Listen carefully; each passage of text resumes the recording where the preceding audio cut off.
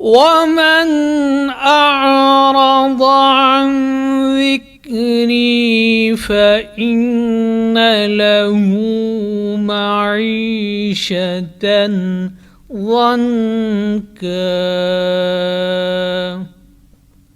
اسلامی مالیات ایک ایسا پروگرام جس میں آپ جان سکیں گے اسلامی مالیات کے اسرار و رموز، تاریخ، نظریہ اور عملی مسائل اور ان کا حل۔ اسلامی مالیات جناب محمد ایوب کے ساتھ، پروڈیوسر ندا نعیم، پیشکش رفا انسٹیٹیوٹ آف میڈیا سائنسز۔ بسم اللہ الرحمن الرحیم، الحمدللہ رب العالمین والصلاة والسلام علی رسول الکریم۔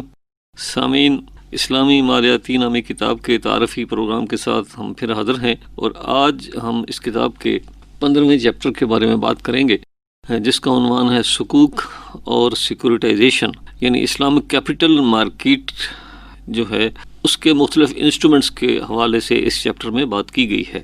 اور جس طرح ہم نے دیکھا کہ کتاب میں پہلے ہم نے کچھ بنیادی اصول بتائے، پھر اس کے بعد مختلف موڈز پر بات ہوئی، پھر ایک چیپٹر اوورال اس پہ تھا جو پچھلے پروگرام میں تھا کہ ان کی اپلیکیشن کیسے ہو۔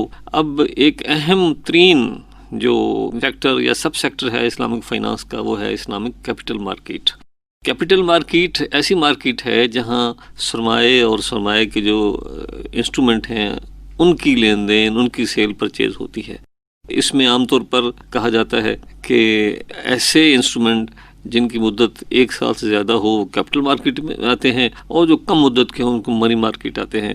تو اس طرح اس چیپٹر میں ہم نے ایز اے ہول ڈسکس کیا ہے کہ مختلف انسٹرومنٹ جو ہیں جو اسلامک فریم ورک میں وہ کیسے ہیں، کس طرح کے ہیں، اور ان کی بنیاد پر اسلامی جو مالیاتی مارکیٹ ہے اس کو کس طرح ڈیولپ کیا جائے۔ تو سب سے پہلے تو یہ ہے کہ جو اس کی بنیادی جو فیچر کیا ہے اسلامک کیپٹل مارکیٹ کا، اس میں ایک اہم ترین بات یہ ہے کہ چونکہ یہ ایکویٹی بیسڈ ہے، اس لیے اس میں ڈیٹ اور ڈیٹ انسٹرومنٹ کی اہمیت وہ نہیں ہے جو ہم کہتے ہیں کہ کنونشنل کیپٹل مارکیٹ میں ہے۔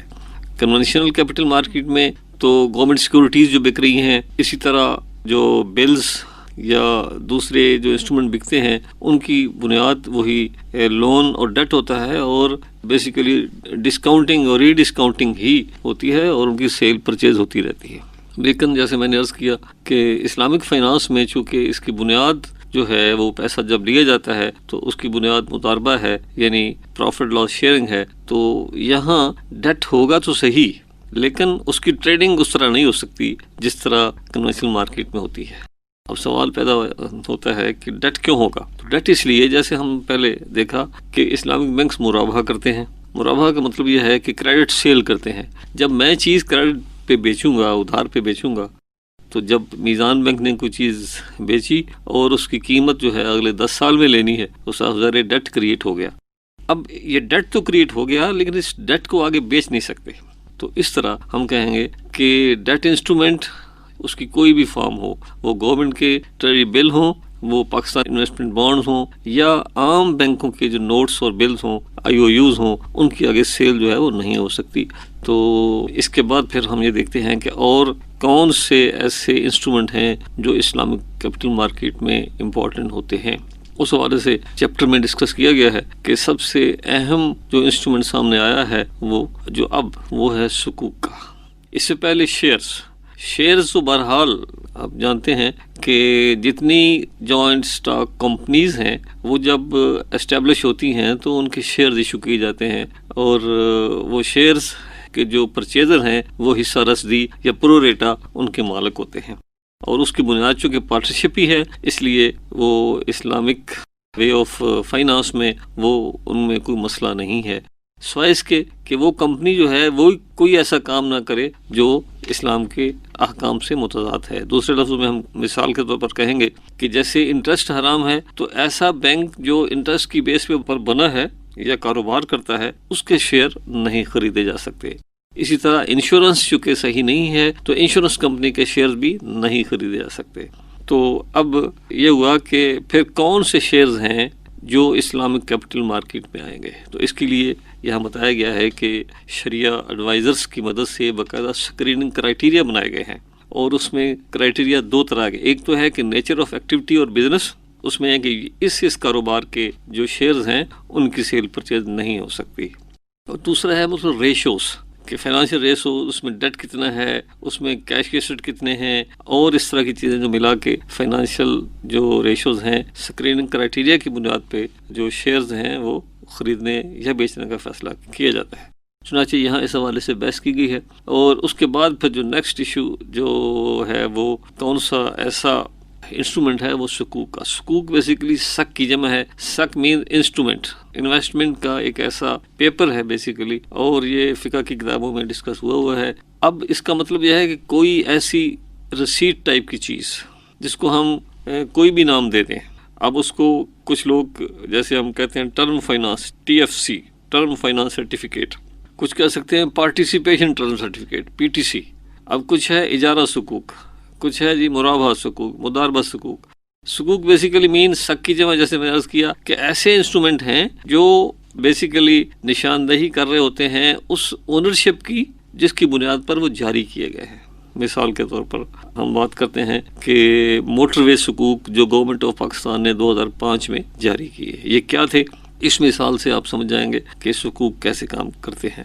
اب یہ ہے کہ حکومت پاکستان کے پاس جو موٹر وے M2 یعنی لاہور اسلام آباد کا جو پورشن ہے، یہ ایک ادارے کو بیچا، اور اب اونرشپ جو ہے اس ادارے کے پاس آ گئی. انہوں نے اس کے عوض یا اس کی بنیاد پر بہت سارے سکوک جاری کر دیے جو بینکوں نے، اسلامی بینکوں نے خرید لیے.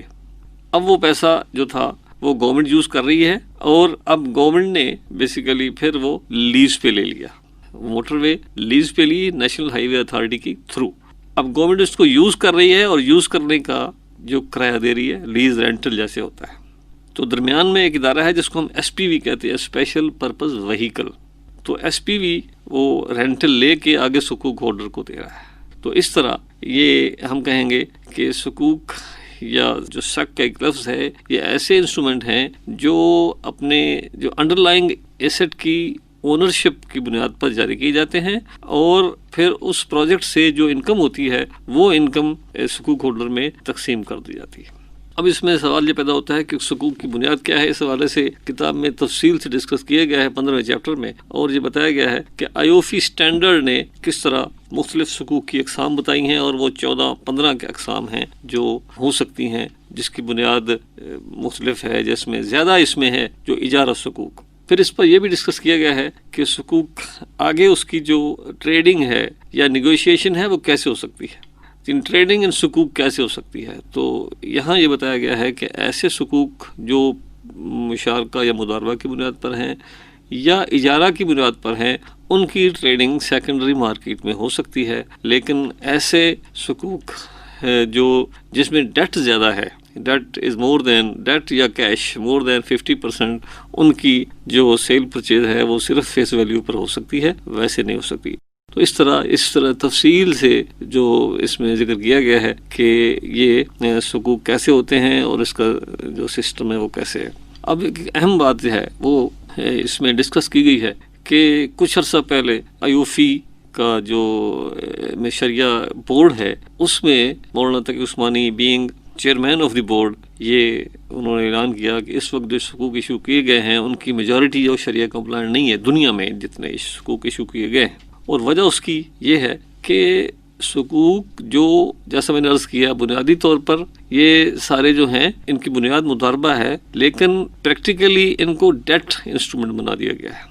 اور اس وقت جو ملٹی نیشنل فائنانس گروپس ہیں جیسے اسٹینڈ چارٹ ہے، سٹی ہے یا دوسرے گروپ ہیں، وہ ان کو یہی ٹریٹ کر رہے ہیں کہ یہ ڈیٹ ہی ہیں. اور وجہ اس کی کیا ہے کہ خود جو اسلامک بینکس اور اسلامک فائنانشیل انجینئرز ہیں انہوں نے اس کو اس فارم پہ آگے اپلائی کیا کہ یہ ڈیٹ بن گیا ہے، اور یہ کیپٹل کو گارنٹی بھی کر رہا ہے اور پروفٹ کو بھی گارنٹی کر رہا ہے. یہ چیز جو ہے یہ بنیادی روح کے خلاف ہے. تو اس لیے اس میں جو ضرورت سمر کی ہے کہ شریع ایڈوائزر ہر ایشو کے پیچھے، ہر فلوٹیشن کے پیچھے جو شریع ایڈوائزر ہوتا ہے اس کی ذمہ داری ہے کہ وہ اس کو دیکھے کہ آیا وہ اصول اس کے میں کہیں ایسا تو نہیں ہے کہ ان پر امپلیمنٹ نہیں کیا جا رہا. تو سب سے اہم بات جو ہے وہ یہ ہے کہ جو ایک ادارہ اپنا ایسٹ بیچتا ہے وہ پہلے سے یہ انڈرٹیکنگ یعنی پرومس کر لیتا ہے کہ 10 سال کے بعد ہم اتنی ہی قیمت پہ اس کو خرید لیں گے.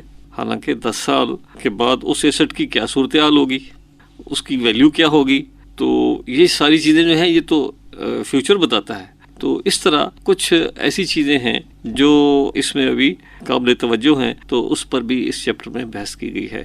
اس حوالے سے اس چیپٹر کی اہمیت بہت زیادہ ہے اس کے مطالعے کی، کہ اس وقت جو پچھلے 5-6 سالوں میں اسلامک بینکنگ اینڈ فائنانس کا جو ٹوٹل پورٹ فولیو ہے وہ پہلے چند 100 بلین تھا، اب ٹریلین یعنی 1.2 ٹریلین ہو چکا ہے، یعنی 1200 بلین کے قریب ہو چکا. تو وہ کیسے ہوا؟ اس کی بنیاد بیسیکلی یہ اس طرح کے حقوق اور انسٹرومنٹ ہیں جو ٹائم ٹو ٹائم مختلف حکومتیں اور کارپوریٹ سیکٹر جو ہے وہ جاری کرتا رہا ہے. تو چونکہ اسلامک فائنانس جو اس وقت ہو رہی ہے یا اسلامک بینکنگ جو اس وقت موجود ہے، اس کا اہم پارٹ یہ حقوق اور سیکورٹائزیشن ہے، اس لیے اس چیپٹر کو سمجھنا اور اس حوالے سے آگاہی حاصل کرنا اہم ہے.